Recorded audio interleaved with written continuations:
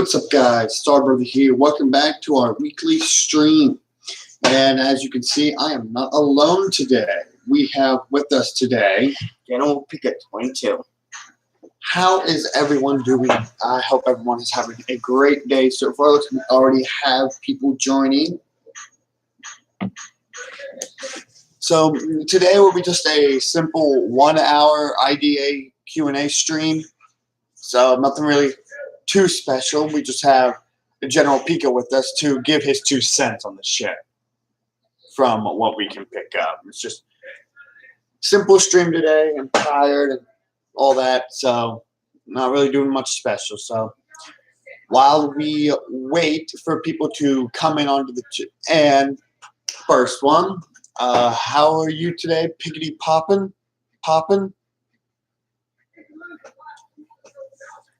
So this is just a simple Q&A IDA stream. So all you got to do is give me a ship and Piggity Poppin'. You know how this works. You give me a ship, I'll give you a technical breakdown, an in-depth analysis of it, and then General Pika will provide us with his intel of his opinion of the ship. So let's say by minute 5, if we do not have a ship, by minute 5, I will pick a ship.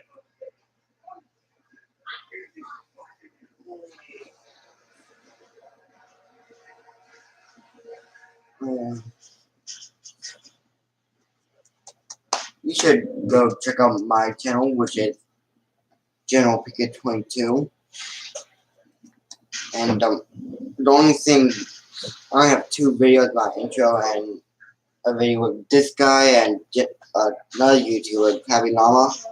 I am currently working on my latest video, in-depth analysis and bio of Optimus Prime, which might actually be a 2-parter.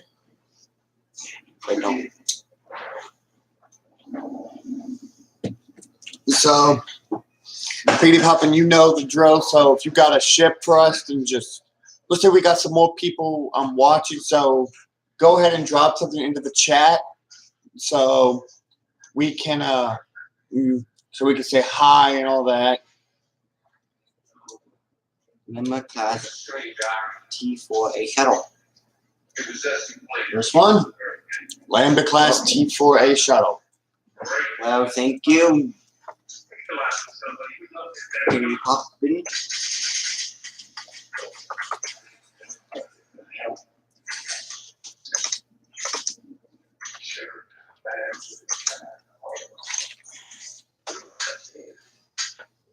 Wow, that shit. Nice. So let us begin. The Lambda class T4A shuttle was manufactured by Sinar Fleet Systems and Cygnus Spaceworks. The line of the Aquilinian line model was the Lambda class T4A and the T5 Devlinians. It was classified as a multi-purpose transport, and would put you back about 180,000 credits used. The length was 20 meters. MGLT was 54. Maximum atmospheric speed of 850 kilometers per hour. Had an equipped hyperdrive system. It had 5 laser cannons, 2 forward-mounting double laser cannons, 1 retractable rear-mounted double laser cannon. It had a room for it was crewed by 1 pilot required and 1 optional co-pilot, of which they would share the responsibilities of manning the weapon system. It could carry up to 20 passengers. It can carry up to 80 metric tons of cargo. It had roles as the transport. It had affiliation with the Galactic Empire, which was a part of its Imperial Navy. It had an affiliation with the Alliance to Restore the Republic, almost all time stolen, the New Republic, the Altan Imperial Remnant, the Jakku Imperial Remnant, and the Jeddah Security. However, A lot of other Imperial warlords also got their hands on these. This was one of the most standard Imperial shuttles. So imagine a lot of warlords as well would get their hands on these. So what do you think, Mr. General PIka? What is your overall opinion of this very common shuttle? Well, it has a nice design of the 3 points. And of course, when it lands like this. I do like the fact that it has the power of only being manned by 1 person. I think with most Star Wars ships, we have that problem. Even smaller ships sometimes require the requirements of an astromech to fly. I mean, All you do is learn how and use it. I think the fact that this can be bought commercially as well is a good thing. So. Just the fact that it's a small, easy to get ship. All right, so now we got the Lambda class shuttle out of the way. Let's continue. Let us get the next ship by minute 10. If we do not have another ship by minute 10, I will pick a ship. But I do not want to do that. We want to keep it up to you guys.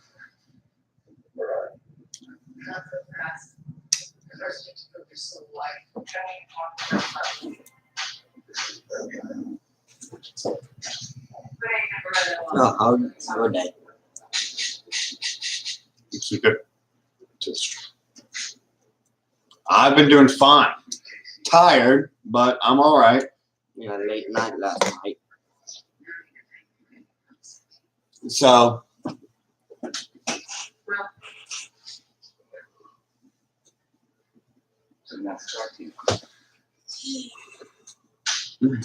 so what do you think of the new Mandalorian series that's coming out?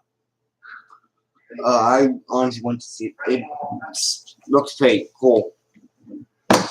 I like it. I think it's gonna be a really good one. What a new The beam. Clawcraft. All right. So here we go. Never heard of it. It's a Star Wars vehicle. We know, duh. The Nissus class. The Nissus class Clawcraft.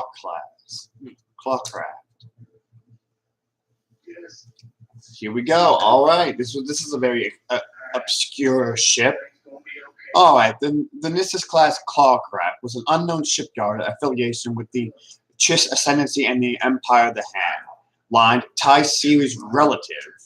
It had a model. The model is of the Nissus class and is classified as a starfighter. At a length of 7.65 meters, maximum acceleration of 3,800 Gs, maximum atmospheric speed of 1,000 kilometers per hour. It had an SFS ion engines. Hyperdrive class was 1.5. Shielding was equipped. Navigation system, source chip, hyperspace beacon system, navigation computer that could be installed as an upgrade. Armament was 4 FSS LS 7.2 laser cannons. It had a crew of only 1 pilot, no passengers, cargo capacity of 25 kilograms, and consumables enough for 1 week. It had roles as a space superiority fighter, eras the Rebellion era, the New Jedi Order era, and the Legacy era. It had a affiliation with the Household Pelex, the Empire of the Hand, and the Chiss Ascendancy. This was a Nissus class assault craft. Clawcraft. It does look pretty cool. I agree with PIka22 that this is one of the cooler designs. I just like how it has the wings are. Yeah, I think the wings are they almost look like an X-wing. I think that because this ship was a combination between the Chiss Ascendancy, which was Thrawn species, and the Empire, to create a space superiority fighter that could beat the X-wing. And unfortunately, with Emperor Palpatine's death, this led to mainly only the Empire of the Hand, which was Thrawn's group after the Empire fell, only having their hands on this. As well as the TIE Defender. They were some of the Empire of the Hand exclusive fighters. Cool. I can talk to you. Do it. Yes. Do it. Yes. This was one of the things that this was the Legends version of Thrawn's TIE Defender project from Canon. Because in Canon, Thrawn got his hands on the TIE Defender project. But in Legends, he was the creation of the Mrs. Clawcraft. Now he was This ship actually had a weird way of going to hyperspace. The way it was they would have a group of Mrs. class Clawcraft. And they would also have a beacon ship. The beacon ship would go out to the accept coordinates. And then the Clawcraft would come and follow that beacon ship. So now hyperdrive systems could be added to the Mrs. Clawcraft, but these ones weren't as maneuverable because the hyperdrive system's a lot bigger. So these ones weren't as maneuverable as one of these. So that was the Mrs. Class Clawcraft. Alrighty, guys. Let's get to the next ship. And don't forget, we also have Star Trek over here. I also have Memory Beta pulled up. So, want to do any... The Zora Skakoan Shuttle. It's a different one. I don't think we ever covered that one on the channel.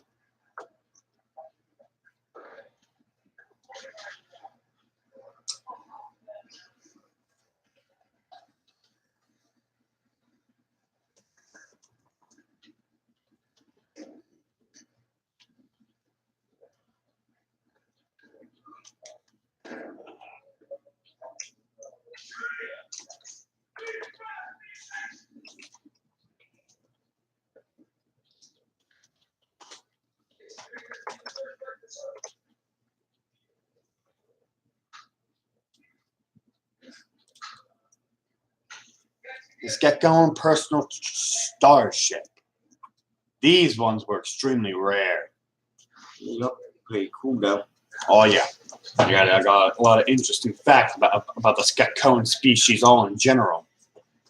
The manufacturer was Zoma Skakot Shipbuilders. Was a model of a handcrafted Skakoan starship, classified as a shuttle, and would cost you about 1 million to 4 billion credits, depending on how customized you were. And trust me, there's a reason for why.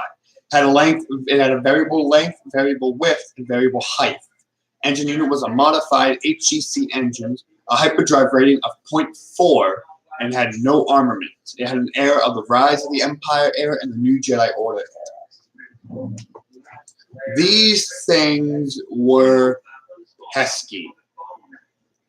They were to show in the Skakoan species, which was they were one of the leaders of the Techno Union, which was one of the people who joined the Confederacy or the Separatists, the droids. The Techno Union, the Skeko people were very arrogant, xenophobic. They always hated other peoples. They had, and this was really sort of a symbolize of power. The big old Skakoan personal starship you had, the more powerful you were.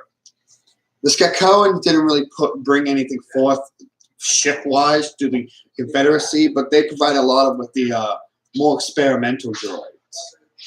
So, and what about you? What do you think of the Skakoan personal starship? Well, I think that it's a cool looking ship and has a nice color.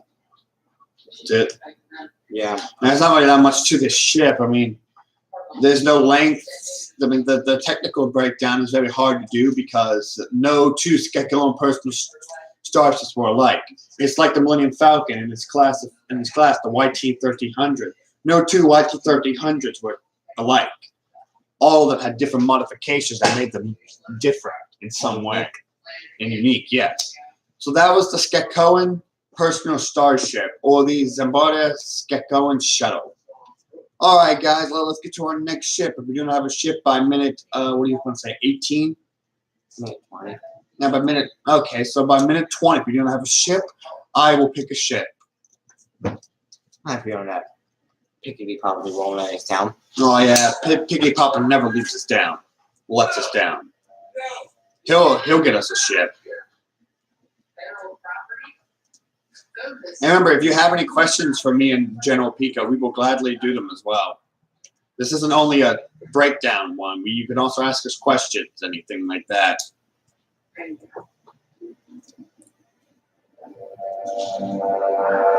Sun Crusher. Ooh, this one's cool. This ship. I got a few choice words for this ship.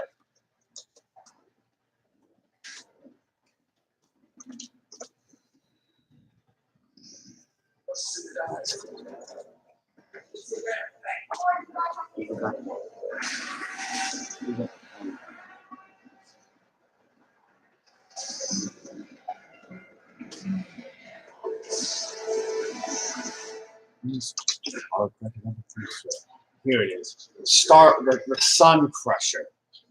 This thing is a super weapon. And this is about the size of a starfighter. Here we go. The Sun Crusher was manufactured by the Imperial Department of Military Research. It was aligned as a super weapon and was modeled as the Star Cruiser and was classified as a super weapon. Length was 13.5 meters. It had a maximum atmospheric speed of 1,300 kilometers per hour.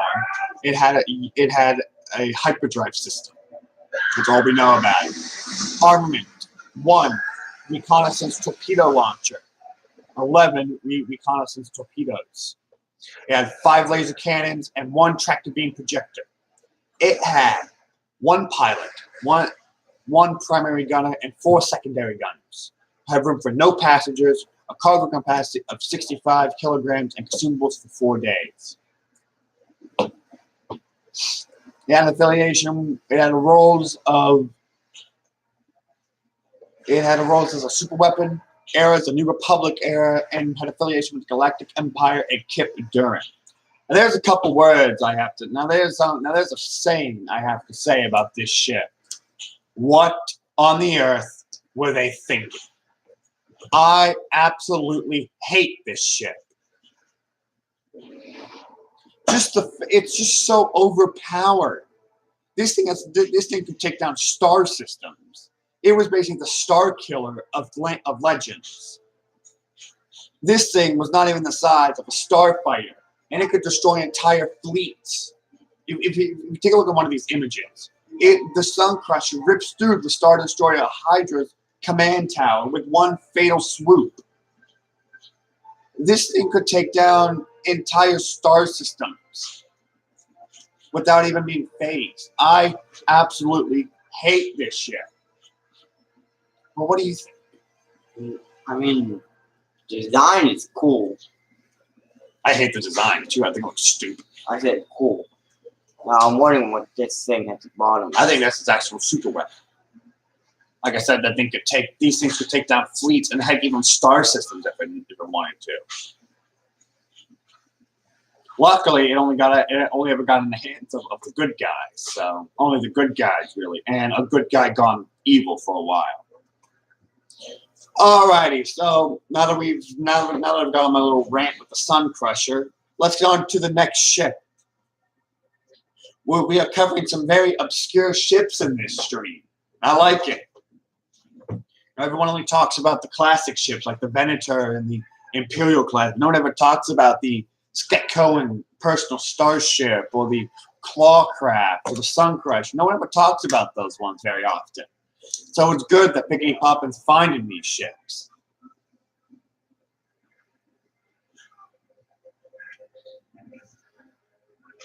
Don't forget to check out this guy's Discord server. Of course, we have the Discord server up if anyone would like to go over there and drop a ship over there. Anything else you have? No, we're just waiting for the next ship. And well, no, make sure you go like the Twitter and like the Facebook page and follow me on Twitter. So right now we'll go to minute 24. By minute 24, if we don't have another ship, I will pick a ship. But like General PIka said, Piggity Poppin' almost never lets me down. So, well, he's never let me down. So he'll find us a ship. Maybe he'll find us a ship that we both know very well, and we can go on like a prolonged debate about it. If there are a couple ships that you and me don't agree on very much.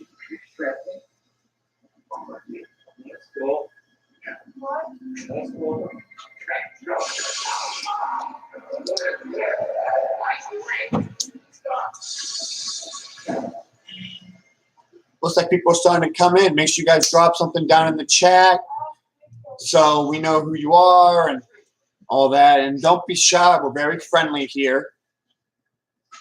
Ask us some questions. Yeah, if you guys got any questions, I'll be gladly to answer them. We will be gladly to answer them. Savvy, what is up, my friend? You are another veteran that's been here for quite a while. Ask something about his channel, my channel, him, me. Really anything. As long as it pertains to our channels or content on our channels. We don't like to go personal, really.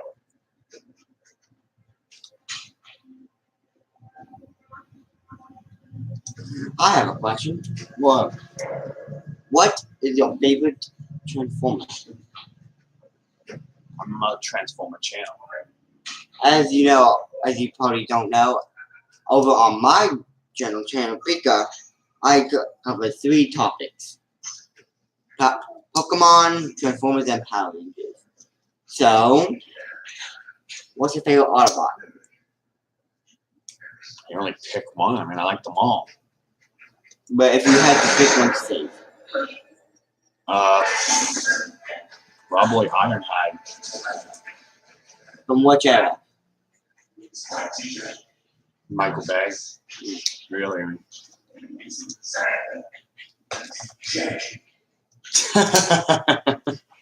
You do that, Piggity Poppin'.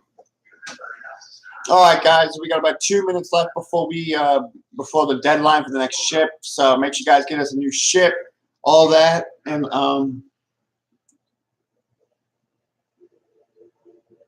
like I said, if you guys got any questions, you guys can just ask us. Go ahead, we don't care. We will answer them to our best of our abilities.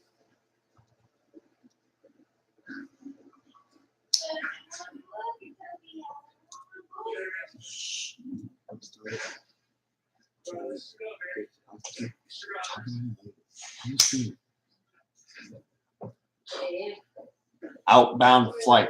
Ooh, outbound flight. Never heard that one. Ooh, that one's a good one. Outbound flight.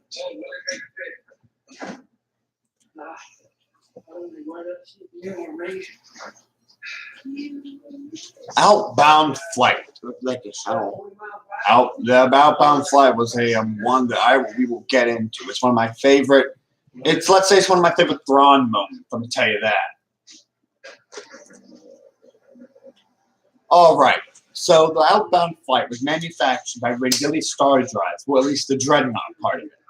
It was classified as 6 Dreadnought-class heavy cruisers around a central core. It was modified by the Galactic Republic. Modified systems: the storage core and framework. Length 600 meters. Armament: 60 turbo laser batteries, 60 laser cannons, and 120 quad laser cannons. It had a complement of 1 Delta 12 Sky Sprite. Had a crew of 5,000 passengers, 45,000 civilians, 20 Jedi, 6 Jedi Masters, 13 Jedi Knights, and 1 Padawan. Had enough consumables for 10 years. Had a role as an exploratory vessel. It was Rise of the Empire. Commissioned 27 BBY and was destroyed in 27 BBY. Affiliation with the Galactic Republic and the Jedis. It had commanders were PIka22 and Juris Sabayoth, unofficially. Crew members included Algadi, Bakaris, Grassling, Job Keeley, Mosh, Dalvin Hesher, Siv, Brace Carver, and Chaz Undar. Outbound Flight. Now, there's a lot of things I could say about this. Outbound Flight was a Jedi expedition into the unknown regions. Now, it just so happens that Thrawn's people, the Chiss Ascendancy, were from the unknown regions. In Legends, because this story is no longer canon, in Legends, Outbound Flight was a exploratory going to explore the Outer Rim. I mean, not the Outer Rim, the unexplored regions. Now, if you read a lot of Legacy eras, you notice something called the Yuzong Vong, eventually called the Yuzong Vong War. This war was against a species called the Yuzong Vong, who were coming to terrorize the country. They were known as the Far Outsiders back then in 27 BBY. And Palpatine and Thrawn both feared that if an outbound flight kept going, they would discover the Far Outsiders, and the Far Outsiders would be led to the galaxy far quicker than what was expected. Now, we all know Palpatine was a Sith Lord, so he also had an alternative motive. There were 20 Jedi aboard. He destroyed Outbound Flight. He automatically weakens their numbers by 20, which at the time wasn't much because they had over 20,000 Jedis at the time. But still, when you lose 6 Jedi Masters, 6 Knights, and 1 Padawan, that's a big deal. So he quickly got up with someone named Thrawn, or as he was known at that time, Mithra Nuderoda, which was his Chiss Ascendancy name. He was a commander in the Chiss Expansionary Defense Force, which was their Chiss military. And after a standoff and finding out a separatist, Trade Federation fleet, they eventually destroy Outbound Flight. All hands aboard. Mithra, this would be one of Mithra Nuderoda's near-death experiences because Joas Sabayoth actually fell to the dark side for a bit and almost killed Thrawn. But yep, that was Outbound Flight. Outbound Flight is a ship and an event. There's actually a book all about it.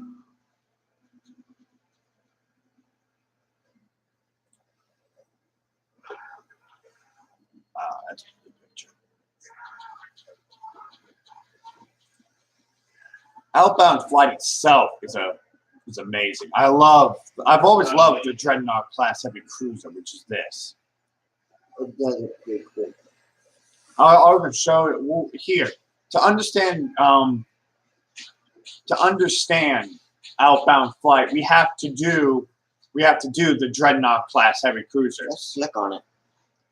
Oh, you're right. No, I want to open up to a new tab because I don't want to lose Outbound Flight.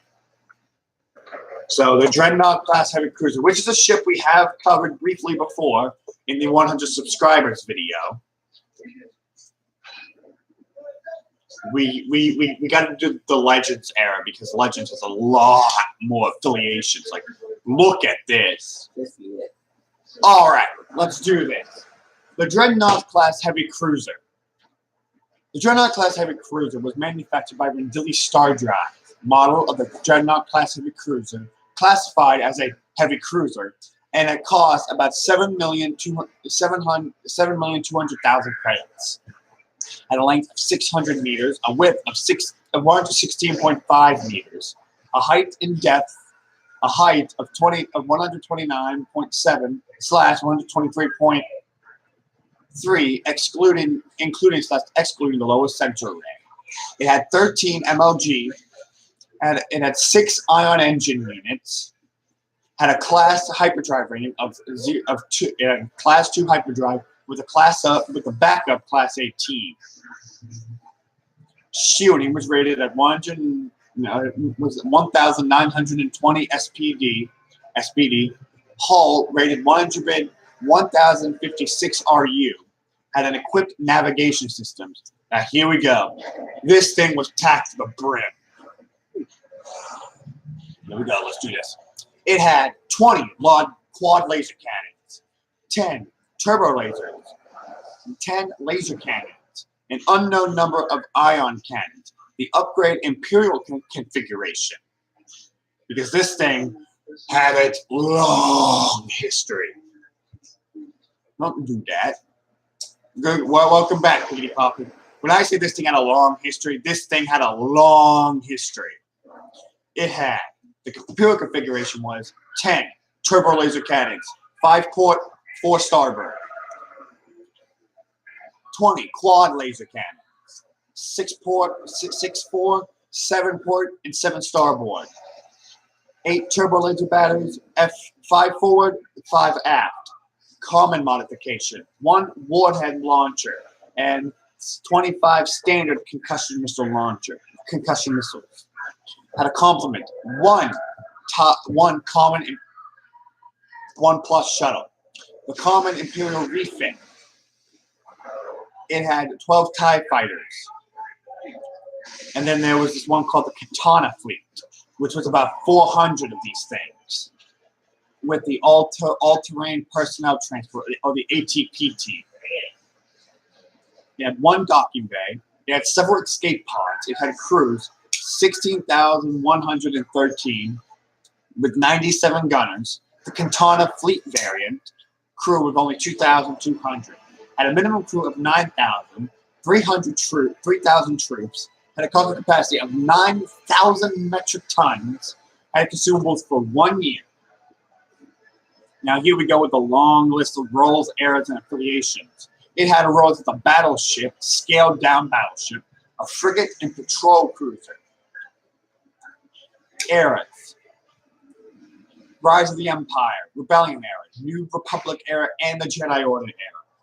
Had affiliation with, alright, here we go, the Galactic Republic, the Corporate Sector Authority, the Son and Daughters of Freedom, Utapau, Confederacy of Independent Systems, the Galactic Empire, the Alliance to Restore the Republic, the New Republic, Imperial Remnant, the Galactic Confederation of Free Alliances, and the Hutt Cartels also got their hands on this.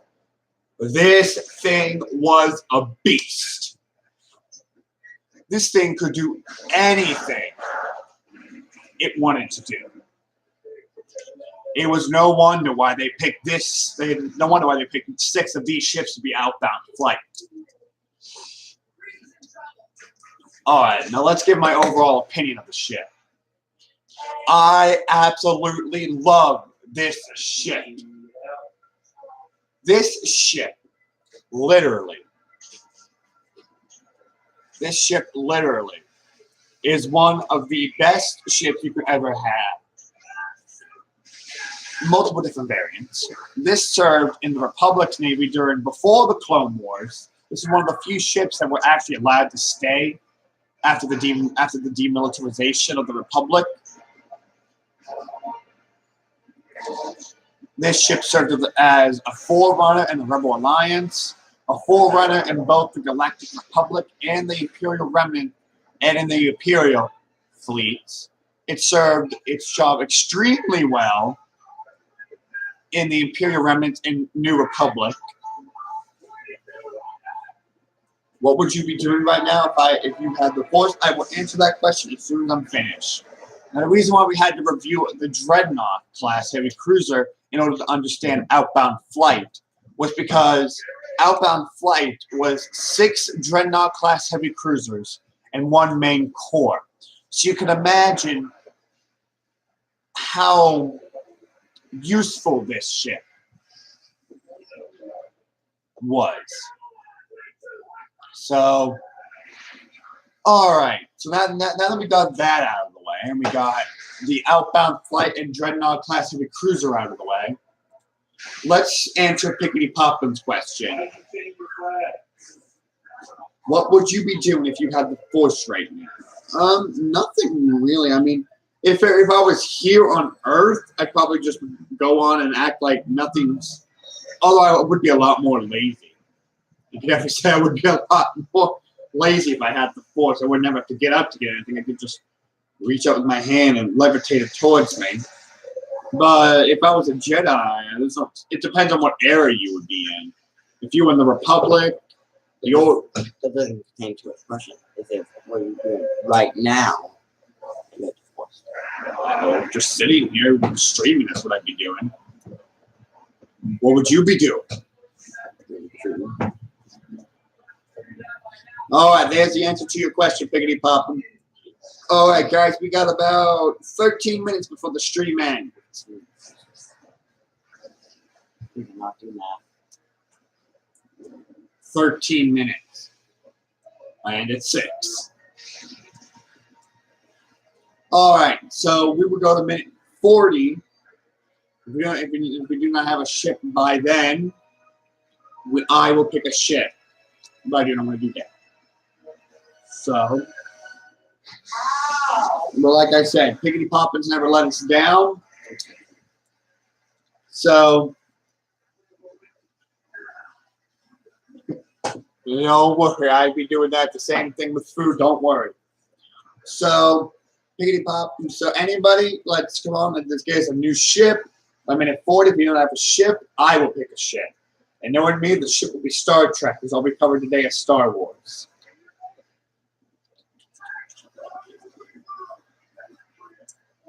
So,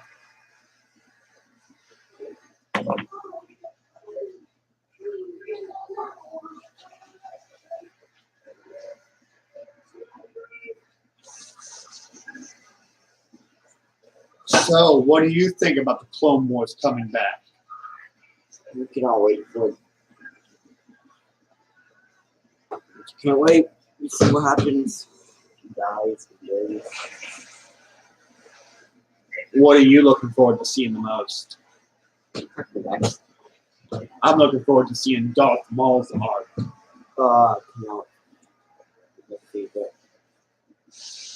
Darth Maul's arc is going to be amazing. I can't wait to see it. Wait to see it. He's stabbed with a lightsaber. Well, nothing on the first floor anyways. Oh, I heard they're making a live action movie about Maul. That's what I heard as well. Though it hasn't been confirmed yet. No, I seen the trailer for it though. It looks cool.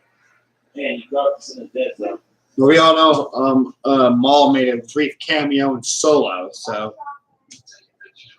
at least know what he's been doing between the Clone Wars TV show and the Rebels TV show. You know, he's been doing a vast criminal empire. I'm actually kind of wondering to see why that's been destroyed by the time of Rebels.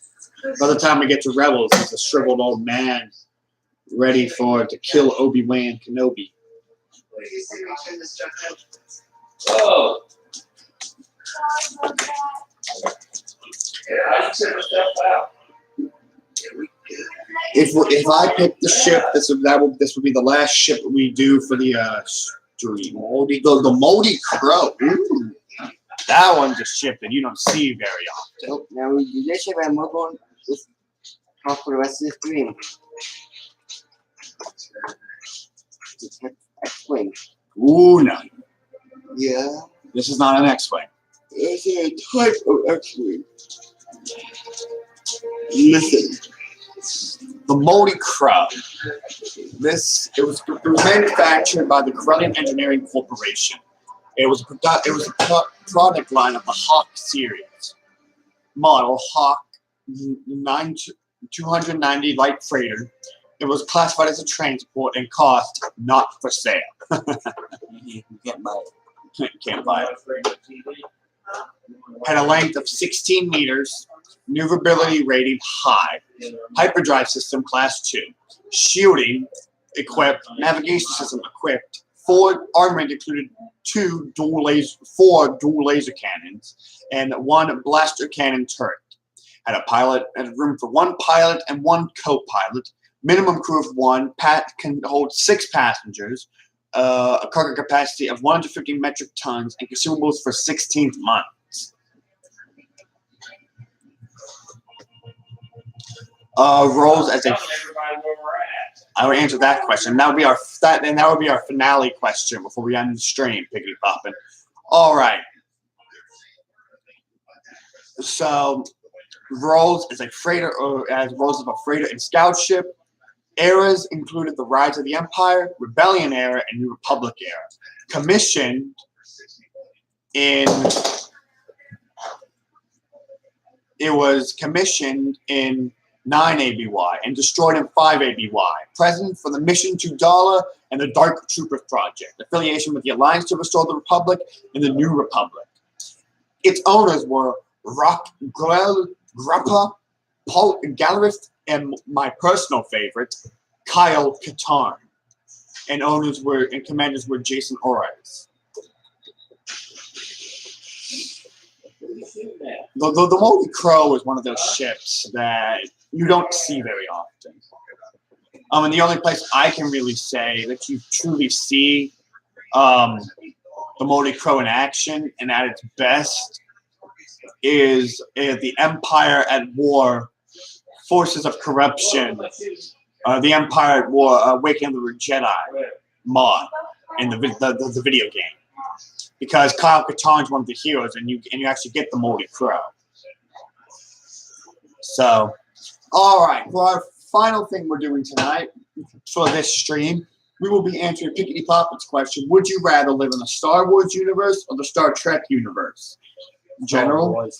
And why would you like to live in the Star Wars universe over the Star Trek universe? I want to.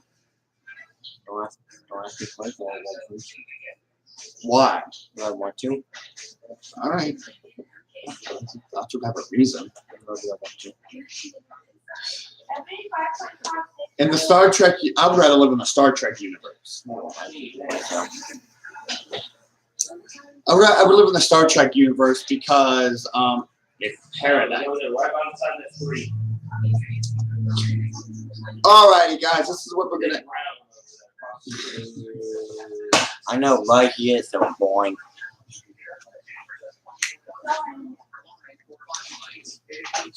I would rather live in the Star Trek universe because it's paradise in the Star Trek universe, you know.